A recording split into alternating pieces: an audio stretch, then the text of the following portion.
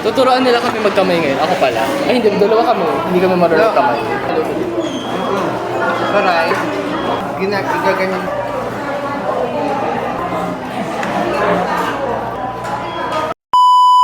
Hello everyone, I'm Jericho Mars and welcome back to my Dami channel. ang exposure niya, no? Anyway, kasama ko ngayon mga sis. This, ganito tignan mo. You will put this like chicken oil at the rice and then you will mix it.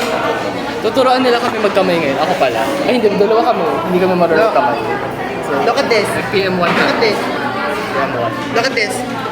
We're gonna make this. We're gonna make halo-halo. Halo, halo. Yes. Halo-halo the rice. And then, yeah, you're gonna eat. With your hands. Bare hands. Oh my God! Ilamsin natin. Lagyan natin pa. Halo pa dito. The rice. Pwede mo rin nilagay dito. Tak-tak yan. Yan. Very good. Parang akong batang tinaturuan. Yes. You can use this like pressing it. Your hand, your thumb. Lapit ka dito na. Ang mag-move sa kamay mo is yung thumb. Yung thumb. Ayan, tignan mo. Igaganyan. Pag mangungunan na A few moments later. magkutsara ka na lang. Ginaganon yun. Yan. Hindi ka marunong?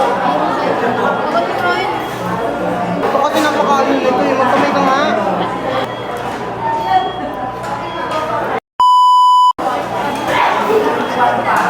Ang kalaw kalit siya. Yan, ganyan.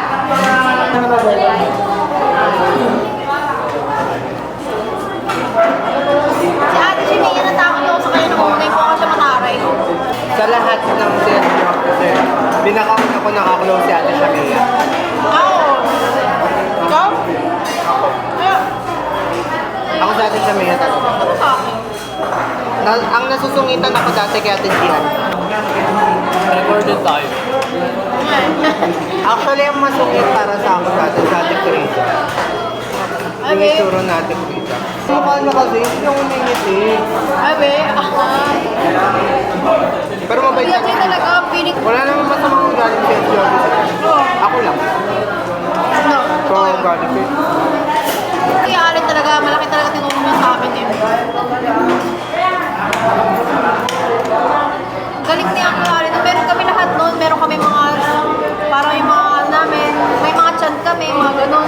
Kompleto yung mga sabihin namin. Kasi di namin nasabi. Nag-ready pa nga kami pang debate eh. Ikaw yung umiyak dito. Oo. Kinabahan talaga ako noon. Tapos, na ano ako noon, alam mo yun, parang, hindi lang siya na-block, parang alam mo yun, na-culture shock. Na-culture shock ako sa nangyari kasi parang tinatawanan ko mga parang, pero na alam mo lang. Huwag ganun, huwag ka titingin sa audience. Oo. Pag tumingin ka sa kanila, dapat yung mukha mo intimidating. Oo. Ako lang kilay ko.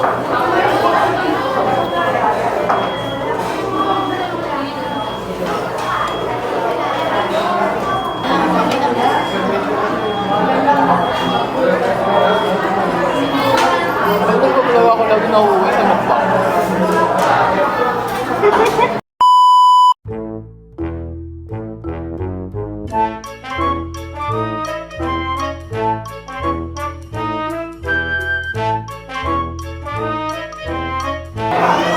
Tapos ako sa school, tapos baboy mo, kahit ko to sa'yo. Nagugas na ako ng pama. Ayun, ako hindi pa.